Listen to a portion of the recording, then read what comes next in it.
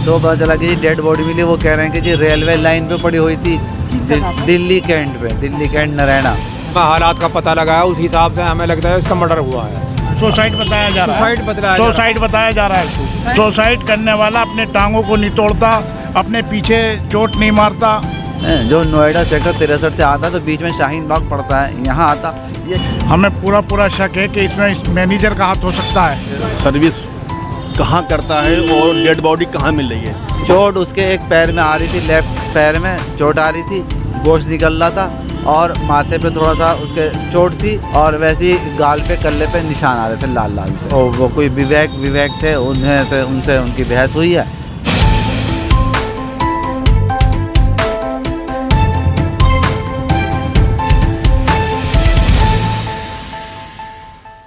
Hello दोस्तों, India की news में आपका स्वागत है। इस वक्त हम मौजूद हैं शाहीन बाग थाने के पास और यहाँ से हम सीधी तस्वीरें आपको जो दिखाएंगे कि यहाँ पर जो लोग खड़े हुए हैं शाहीन बाग में ही रहते हैं।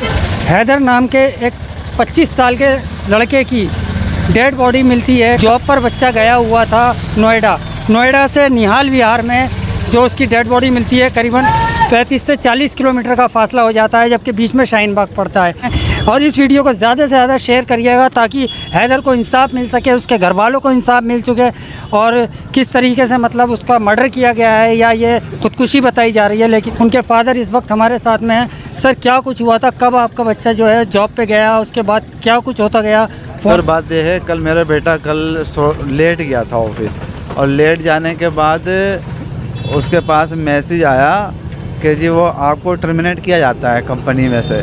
तो उसने टर्मिनेट का मैसेज जो है वो देखा नहीं, बाद में देखा तकरीबन 4:30 बजे के करीब।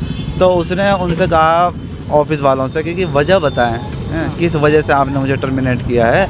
आपने तो यूँ कह रखा सैटरडे संडे आप घर से भी ज़रूरत पड़ जाए 2 घंटे 4 घंटे को काम करने को तो आप करेंगे ऑनलाइन, वो मैं करता हूँ। और रात को भी अगर घर जाने के बाद आप कोई काम बताते हैं तो वो भी मैं करता हूँ। और वजह क्या है जो आप मुझे टर्मिनेट कर रहे हैं? और एकदम से ऐसे ही पहले आप इन्फॉर्म नहीं किया है, अभी आप एकदम से 2 बजे आपका मैसेज आया, मैं भी 4:30 बजे देख रहा हूँ। शाक सा लगा बच्चे को। तो उसने जब बात करी तो वो कोई विवेक थे, उनसे उनकी बहस हुई है और भी कोई थी लेडीज़ वहाँ पे उनके साथ। तो ये सब बहसबाजी के बाद फिर पता नहीं कहाँ है वो बच्चा। फिर हाँ, उनसे बात हुई थी, उन्होंने तो बताया कि उनसे लड़ाई हुई थी। मेरी तो बात बच्चों से हुई नहीं, फ़ोन मिला नहीं उसका। तो मैंने 8 बजे के बाद ट्राई करना शुरू कर दिया फ़ोन, तो उसका फ़ोन जो है लग नहीं रहा था। तो लगा नहीं फ़ोन, तो मैं और परेशान हुआ, फ़ोन नहीं लगा तो बस ये है कि जी और लड़कों से बात हो रही थी जो उनके साथ के थे। तो उन्होंने कहा कि जी आज बहस हो गई थी, वहाँ पे लड़ाई हो गई थी, तो इसमें बच्चे का वो यहाँ से मूड ख़राब हो गया और कहीं चला गया होगा, दोस्तों में चला गया होगा, आज ही घर पे नहीं गया शायद नाराज़गी से और टर्मिनेट कर दिया इस वजह से। और ये कि जो वो फ़ोन ट्राई कर रहे थे तो वो 6 बजे के करीब लगा फ़ोन, तो किसी साहब ने उठाया और वो कहने लगा जी हम हॉस्पिटल में हैं, ये लड़का कौन है? मैंने कहा जी मेरा बेटा है। तो कहने लगा जी ये दीनदयाल हॉस्पिटल में है, दीनदयाल उपाध्याय, यहाँ पर फ़ोन इसका उसमें लगा हुआ था। तो अब यह है चालू हो गया, तो आपका फ़ोन आया, मैं आपको बता रहा हूँ, आप आ जाओ और देख लो। तो पता चला कि जी डेड बॉडी मिली। वो कह रहे हैं कि जी रेलवे लाइन पे पड़ी हुई थी, दिल्ली कैंट पे, दिल्ली कैंट नरैना, मायापुरी के पास है।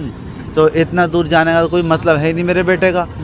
जो नोएडा सेक्टर 63 से आता तो बीच में शाहीन बाग पड़ता है, यहाँ आता या इस बीच में कोई हादसा होता। वैसे ही वो ट्रेन से आता नहीं है, मेट्रो से आता है बाइक से नहीं जाता? नहीं, बाइक से नहीं जाता, बाइक से नहीं जाता, वह मेट्रो से आता जाता है जी हमें। तो मैं ये चाहता हूँ सर कि हमारे बच्चे का ये तो पता चले कि ऑफिस में कब था, कहाँ था, ऑफिस की लोकेशन चेक करी जाए, मेट्रो स्टेशन की लोकेशन चेक करी जाए, वो अकेला आया या नहीं आया, वहाँ से कोई पकड़ करके ले गया, कैसे किसने क्या हालत करी। चोट उसके एक पैर में आ रही थी, लेफ्ट पैर में चोट आ रही थी, गोश्त निकल रहा था और माथे पे थोड़ा सा उसके चोट थी, और चोट नहीं थी ज़्यादा बड़ी, और वैसे ही गाल पे कल्ले पे निशान आ रहे थे लाल लाल। पोस्टमार्टम के रिपोर्ट में अभी कुछ नहीं बताया, उन्होंने कहा जी 15 दिन के बाद मिलेगी रिपोर्ट।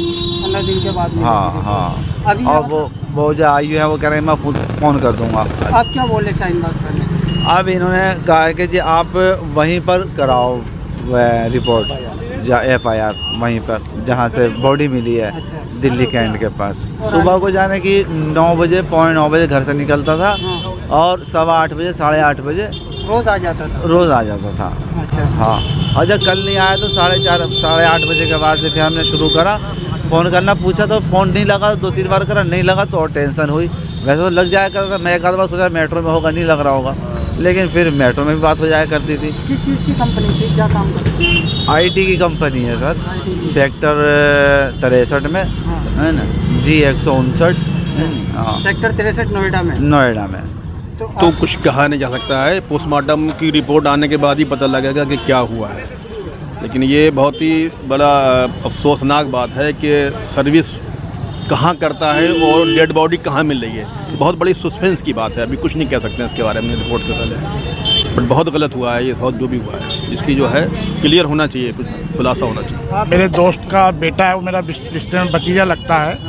हमें पूरा शक है कि इसमें इस मैनेजर का हाथ हो सकता है, पूरा शक है हमें। कंपनी ने जो कंपनी है उसकी जांच की जाए, उनकी वीडियो निकाली जाए, उनकी वीडियो चेक की जाए। जो वहाँ कैमरे लगे हुए हैं ऑफिस में, जो कैमरे हैं उनकी पूरी जांच होए।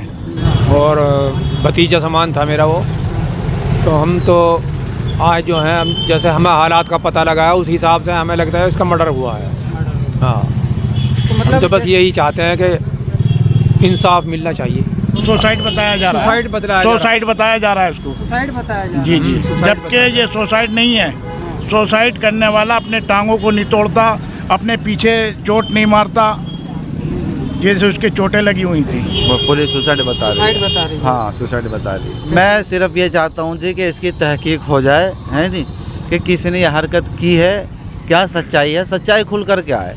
अगर कोई दोषी है तो उसको सज़ा मिले, और अगर कोई दोषी ना हो तो बगैर जुर्म करे हुए आदमी को सज़ा ना मिले, है नहीं। जो जालिम है उसे सज़ा मिलनी चाहिए, और कौन जालिम है या नहीं है इस बात की तहकीक हो जाए।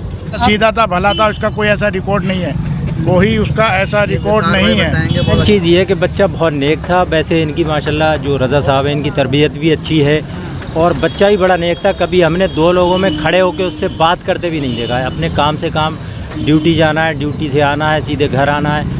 और ये देखने के बाद ही लग रहा है कि इसमें कोई ऐसा है ही नहीं। अब ये है कि तहकीक की जाए कि जो वहाँ HR हैं उनसे ये बात की जाए कि भाई किस उस पर टर्मिनेट किया गया। और टर्मिनेट करने के बाद आज भी उनसे कांटेक्ट किया जा रहा है, जो HR है या मैनेजर है, तो वो कोई भी फ़ोन उठाने को तैयार नहीं है। अगर जो 2-4 बार फ़ोन कर लेता है तो उसे वो फ़ोन को उसके ब्लैक लिस्ट में डाल देते हैं। पुलिस इसकी तहकीक करे, सही तरीके से इसकी इन्वेस्टिगेशन हो, और भाई इसकी तहकीक होने के बाद और जो इस चीज़ के वाकई में जिन लोगों ने ऐसा किया तो उन्हें सख्त सज़ा मिलनी चाहिए। और ये बहुत ज़रूरी भी है, क्योंकि एक बहुत बड़ा, ये समझ लो कि इनके ऊपर एक पहाड़ टूटा हुआ है। एक जवान बेटा 24-25 साल का, और जो सुबह अच्छा खासा जा रहा है। और मेन चीज़ ये है कि कोई भी कंपनी या कोई भी ऑफिस होता है तो वो पहले से पहले एक नोटिस देता है। ये क्या है कि एक मैसेज डाल दिया उसी ऑफिस के अंदर, और डालने के बाद उसे आज वो देख रहा है बच्चा 4 बजे, फिर वो अपना पूछ भी रहा है कि भाई मुझे किस तरीके से और क्यों, किस वजह से मुझे टर्मिनेट किया जा रहा है, तो वो उस तरीके से भी बताना नहीं चाह रहे।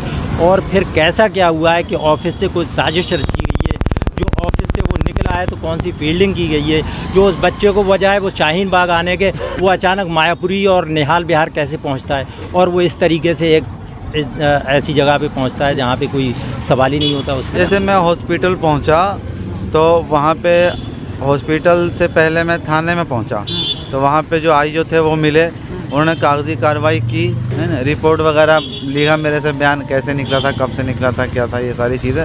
उसके बाद फिर वहाँ पर गए हॉस्पिटल में, वहाँ पे बच्चे को देखा, और उसके बाद पोस्टमार्टम वगैरह उन्होंने करा दिया। वो बंदा मिला था जिससे बात हुई थी फोन पे आपको? हाँ, वो मिला था बंदा। वही लेके आए थे उठा के वहाँ से? कौन? नहीं, वो लेकर के नहीं आए थे, पुलिस वाले लेकर के आए थे, पुलिस लेकर के आई थी। वो लड़का वहाँ पर आया हुआ था हमदर्दी में, हाँ, हमदर्दी में आया हुआ था वो। लेकिन असल जो मामला है उसका वो विवेक से है, विवेक वहाँ पे काम करता है, उससे उसकी बहसबाजी है। तो अगर HR ने ये डिसीज़न लिया है तो किस बेस पे लिया है? क्या ऐसी बात है कि अचानक इस तरीके से मसला हुआ और वो एकदम टर्मिनेट कर रहे हैं और फिर ये वाक़या पेश आ रहा है? तो इसमें शक की सुई तो बिल्कुल